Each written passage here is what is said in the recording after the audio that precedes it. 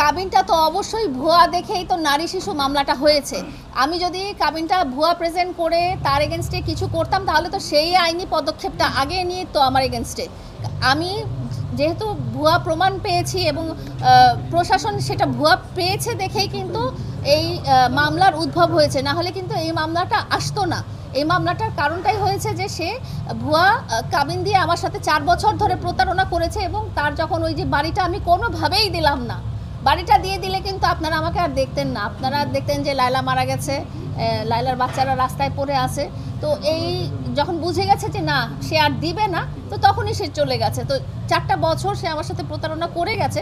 ভুয়া কামিন যদি আমি আগে দিতাম তাহলে সে নিজেই বলতো, সে অনেক সংবাদ সম্মেলনে বলেছে লায়লা আমাকে আটকে রেখেছে, লায়লা আমাকে বাসায় আটকে রেখেছে, লায়লা আমার সাথে প্রতারণা করেছে, লায়লা আমাকে ফাঁদে রেখেছে। ফাঁদ যদি হতো তাহলে সে ওই ভুয়া কাবিননামা নিয়েই সে আইনের আশ্রয় নিত, কিন্তু সে তো কখনোই সেটা করেনি। আপু, আপনি যখন দেখেছেন যে আপনাকে ভুয়া কাবিননামা দিয়েছে, কাবিন যখন হয়েছে তখন তো আপনি জানেন যে কত লক্ষ টাকা কাবিন হয়েছিল, সেই বিষয়টা একটু বলবেন। 5 লক্ষ টাকার মনে হয় 5 লক্ষ 1 টাকার মনে হয় দেনমোহর একটা ছিল। আচ্ছা, আরেকটা বিষয় হলো যে আপনি মামুনের জন্য 49 লক্ষ টাকা ঋণী হয়েছেন। অনেকেই প্রশ্ন তুলছে যে আপনি কোন জায়গা থেকে সেই টাকা লোন নিছেন? ব্যাংক থেকে অবশ্যই, যেহেতু লোন কোথা থেকে নেয়? ব্যাংক থেকে। আমি প্রায় 6টা ব্যাংক থেকে লোন নিয়েছি। আমার যেভাবে লোন প্রসেস সেভাবে আমি লোন নিয়েছি এবং এটার স্টেটমেন্ট এবং সব কিছুই আছে। যদি আমি কখনো আইনের আশ্রয় নেই তাহলে আমি তো আমার তো আপনারা দেখেছেন আজ পর্যন্ত আমি যে কয়টা কারণে আইনি আশ্রয় নিয়েছি সবগুলো কিন্তু প্রমাণিত হয়েছে। সে যে আমাকে হত্যার চেষ্টা করেছে সেটা কিন্তু প্রমাণিত হয়েছে এবং চার্জ গঠন হয়েছে। সে যে আমার সাথে প্রতারণা করেছে সেটাও কিন্তু প্রমাণিত হয়েছে। তো আমি যদি কখনো আমার আর্থিক ব্যাপারগুলো নিয়েও আমি আইনের আশ্রয় নিয়ে থাকি, সেটা প্রমাণ করার যথাযোগ্য কাগজপত্র সব কিছুই আমার কাছে আছে। আচ্ছা আপু, আমরা ফেসবুকে একাধিক পেজে বারবার একটি ভিডিও দেখতে পাচ্ছি, সেটা হচ্ছে এক মিনিট, সেটা হচ্ছে মামুন সাহেব বলছেন তাকে দেখা যাচ্ছে তাকে হেনস্থা করানোর চেষ্টা করছেন। আসলে যেহেতু আপনি তার নামে মামলা করেছেন, এই কথা বলে সে আসলে তার ঢাল হিসেবে ব্যবহার করছে। এই কথা কেন, আরো অনেক মিথ্যা কথাই বলে ঢাল হিসেবে ব্যবহার করছে।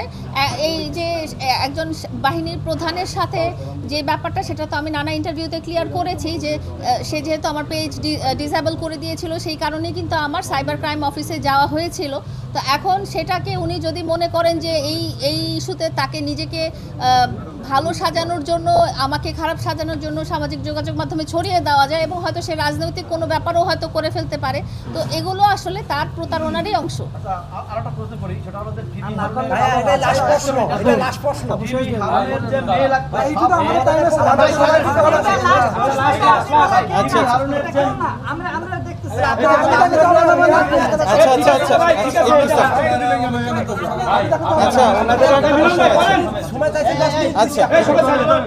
ডিবি হারুনের যে মেয়ে লাগতো সমস্ত মেয়ে নাকি আপনি সাপ্লাই দিতেন, এই ধরনের কথা কিন্তু প্রিন্স মামুন ফলো করে এবং বিভিন্ন গণমাধ্যমে হেডলাইন হয়ে নিউজ হয়েছে। আসলে এর ব্যাখ্যা বা এর কতটুকু সত্যতা? এর কোনো রকম সত্যতা নাই। আপনারা যদি ইভেন আমাকে সামাজিক যোগাযোগ মাধ্যমেও কোনোদিন দেখেন, কোনোদিনও দেখবেন না যে আমার আশেপাশে কোনো মেয়ে আছে। হ্যাঁ, আপনারা যদি আমার ফোনটা চেক করেন, আমি তো আসলে এই ধরনের কোনো কিছুতেই নাই। যেহেতু সে এই ধরনের অ্যাক্টিভিটিসের সাথে নিজে জড়িত, সেই জন্য তার মাস্টার মাইন্ডে আসলে এই কথাটাই এসেছে যে ঠিক আছে লায়লাকে দিয়ে এটা করাবো। আপনারা প্রমাণ সার্চ করেন, করলেই পাবেন অবশ্যই। আপনি একটা অভিযোগ করেছিলেন যে মামুন আপনার পেটে লাথি দিয়ে আপনার বাচ্চা নষ্ট করেছে, এটা কতটুকু সত্য হলে এটা কখন ঘটেছিল? এটা ঘটেছিল, এটা অবশ্যই সত্যি। এটা আসলে মানুষের খুব কষ্টের একটা ব্যাপার। একটা মা হিসেবে মায়ের একটা খুব দুঃখের একটা ব্যাপার এবং কোনো মায়েরই এটা কাম্য না, একটা জীবনকে এভাবে নষ্ট করে দেওয়া। এটা হয়েছিল 2023 সালের ফেব্রুয়ারি মাসে। লাস্ট একটা প্রশ্ন, আমরা টেলিভিশনেও কিছু নিউজে দেখেছি যে একটা ভিডিও পাবলিশ হয়েছে প্রিন্স মামুনের বেবি 13-14 সেকেন্ড। আসলে মামুনের ডিটেলস দেখা যাচ্ছে, আদৌ মামুনের নাকি অন্য কাজ আমি জানি না। আমি এটা বলতে পারি না এটা কার কি, এটা যাচাই বাছাই করার দায়িত্ব আসলে আমার না। কিন্তু আমি যতক্ষণে জানতে পেরেছি যে সে মাদকাসক্ত চরমভাবে এবং সে বিকৃত যৌনাচারে লিপ্ত এবং অসংখ্য নারীর সাথে সে শারীরিক সম্পর্ক করে আসতেছে, তো তখন থেকে আমি তাকে একটা ঘৃণিত পশুর চেয়েও খারাপ মনে করছি, কারণ পশুরাও এগুলো করে না।